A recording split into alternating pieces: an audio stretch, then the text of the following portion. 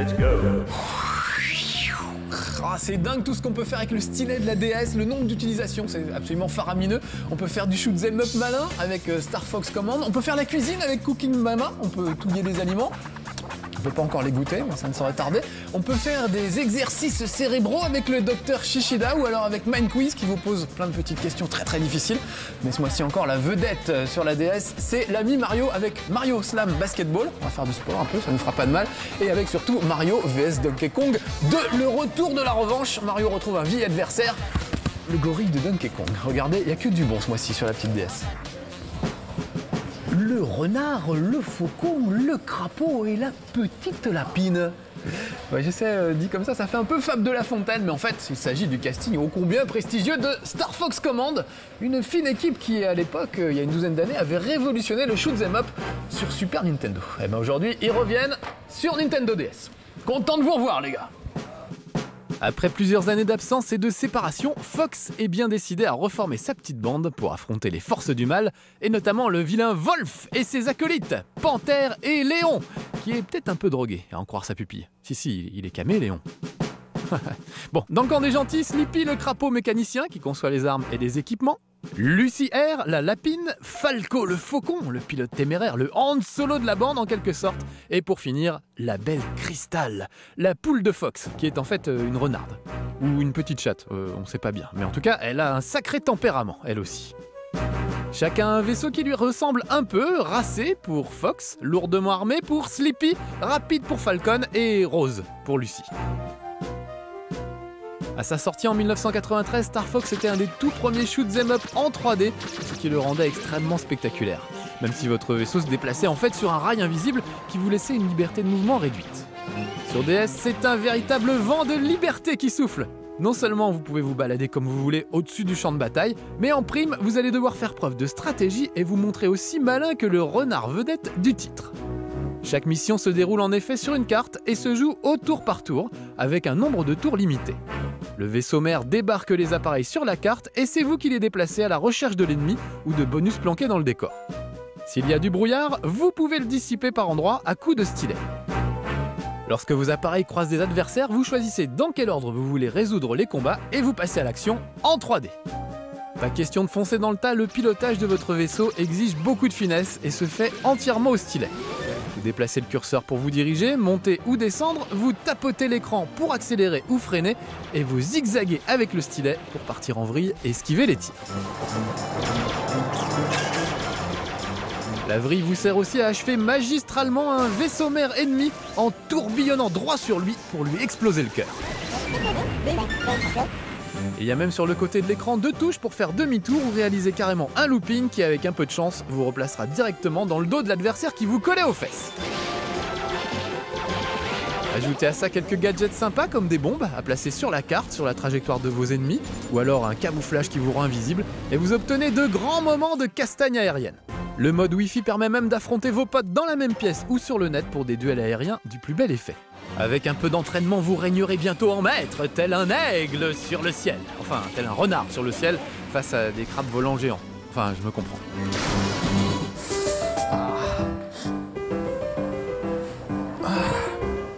Oh, vache. Ah, excusez-moi, je suis en train de peler un oignon dans Cooking Mama et c'est assez difficile. Non bon, j'exagère un peu, on n'en est pas encore à sentir les aliments qu'on cuisine dans Cooking Mama, mais vous allez voir que la cuisine au stylet, c'est quelque chose. Il faut touiller la soupe, il faut hacher, il faut découper, on fait plein de trucs, il faut même souffler carrément sur la console pour refroidir les aliments. C'est très très étonnant. Ah, c'est prêt. À table! Ah, elle est maline, Cooking Mama! Cooking Mama, c'est une petite cooking! Fallait y penser à l'idée de faire un petit jeu de cuisine où le stylet sert tour à tour de couteau, d'épluche légumes ou de manche de poêle à frire. Même si vous n'y connaissez rien en cuisine, il suffit de vous laisser guider. Vous choisissez une recette toute simple au début, genre riz bouilli ou steak haché, et vous laissez Mama vous guider pas à pas. Elle vous apprendra les gestes essentiels: éplucher, couper, râper, touiller, hacher, rouler dans la farine, casser un œuf, griller, mijoter, faire des boulettes, plier, égoutter. Votre ancien bouquin de cuisine, vous n'en aurez plus besoin. Au fil du jeu, vous découvrirez des dizaines de recettes de plus en plus élaborées. Ça va de la salade de pommes de terre aux spaghettis à la napolitaine, en passant par tout un tas de plats asiatiques et exotiques pour lesquels on vous demandera de décortiquer des crevettes ou de plier des galettes de riz. Chaque recette est divisée en plusieurs étapes et le résultat final est noté sur 100. L'autre jour, j'ai réussi un petit sauté de porc à 91%, on s'est régalé. Alors que dans la vraie vie, je sais pas plus chanter que faire la cuisine. Mais Cooking Mama, c'est une sorte de karaoké de la bouffe. Certains passages ressemblent même à des jeux de rythme avec une barre qui défile et des actions à effectuer au bon moment. Touiller, ajouter les ingrédients, secouer la casserole, baisser ou augmenter le feu, et même souffler sur le micro de la console pour faire refroidir un petit peu. Et dans ces moments-là, on s'y croit, ça donne même faim. Allez, moi je vous laisse, j'ai un curry de crevettes sur le feu et je voudrais pas le louper. La mouskipette. Avec le succès phénoménal du programme d'entraînement cérébral du professeur Kawashima, il fallait évidemment s'attendre à voir débouler sur Nintendo DS une flopée de charlatans affublés de titres ronflants, prêts à tout pour raffermir nos cerveaux et alléger nos bourses. C'est le cas du docteur Shishida, responsable du service d'éducation d'Onsezu, qui a développé toute une série de petits exercices répartis sur 2 cartouches, une de logique et mémoire.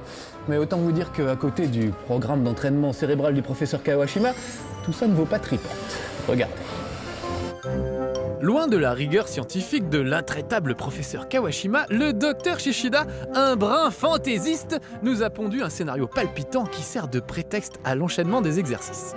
Pierre, le petit cosmonaute, se rend chez son ami le savant spécialisé dans la robotique et découvre avec stupeur que son robot Piu Piu est en panne. Normal, son disque mémoire a été remplacé par une galette de riz. Comme moi, tiens. C'est pourquoi je vais aussitôt me précipiter avec Pierre et Piu Piu sur la planète Bazarium pour résoudre une série d'énigmes et tenter de retrouver le précieux disque mémoire. Les énigmes qui me sont soumises sont assez simples, mais le fait de devoir les faire en temps limité complique un peu les choses. Moi qui suis paralysé à la vue du moindre exercice de calcul mental, j'avoue que je bloque devant une série d'additions toutes bêtes. Par contre, j'ai une bonne mémoire visuelle et j'arrive à repérer vite fait le visage qu'on m'a présenté parmi les 4 choix proposés ensuite. Ouais, c'est celui-là. Même chose pour retrouver des formes ou même retenir un nombre, même s'il est composé de plein de chiffres qui me font très peur. Oh là là. Ah bah si, quand même. Je suis aussi très fort pour trouver l'intrus parmi les images qui s'affichent, ou bien pour trouver une paire d'objets identiques dans un tableau. Évidemment, plus vous avancez et plus le niveau de difficulté augmente. On vous demandera par exemple de retenir l'ordre d'apparition d'images à l'écran. Ça paraît tout simple au début, mais ça se complique quand les images sont de plus en plus nombreuses. Mais mon exercice préféré, ce sont les points baladeurs. Il suffit tout simplement de compter le nombre de bouboules qui se promènent à l'écran, c'est presque hypnotique. Et ça, c'est tant mieux pour le docteur Shishida, parce qu'il n'y a guère que sous hypnose qu'on peut avoir envie de suivre un programme d'entraînement aussi faiblard et si peu passionnant.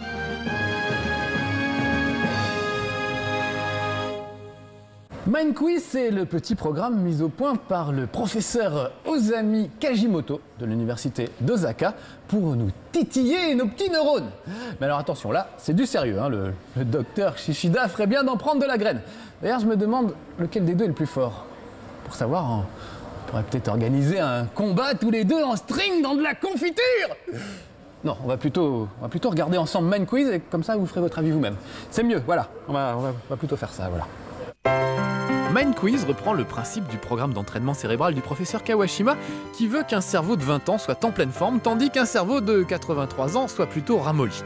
Un principe quelque peu discutable, surtout quand on compare par exemple le cerveau de Hubert Reeves, l'astrophysicien, à celui de Michal, le star académicien. Mais bon, l'essentiel c'est que la vingtaine de petits exercices que le jeu vous propose vous permettent de retrouver le cerveau de vos 20 ans. Au menu des exercices de calcul, de logique, de mémoire, d'observation, de précision, mais aussi des tests de réflexe. Tout un dispositif mis au point dans certains hôpitaux japonais pour tester la vivacité du cerveau des patients, mais aussi leur niveau de stress.